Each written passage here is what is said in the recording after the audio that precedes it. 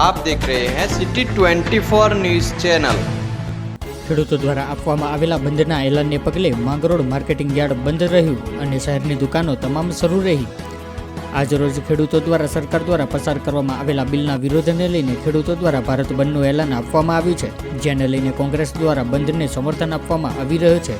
ખેડૂતો દ્વારા આપવામાં આવેલા બંધના એલાનને પગલે માંગરોળ માર્કેટિંગ યાર્ડની કામગીરી બંધ રાખવામાં આવી હતી। માંગરોળ શહેરના ભારત બંધને પ્રતિસાદ મળ્યો ન હતો। માંગરોળના શહેરમાં મોટાભાગની દુકાનો ખુલ્લી જોવા મળી હતી, જ્યારે ગ્રામ્ય વિસ્તારોમાંથી ખરીદી કરવા માટે આવતા લોકોની પણ સંખ્યા નહિવત જોવા મળી હતી। કાયદો અને વ્યવસ્થા જળવાઈ રહે તે માટે પોલીસ દ્વારા પણ ચુસ્ત બંદોબસ્ત ગોઠવવામાં આવ્યો હતો।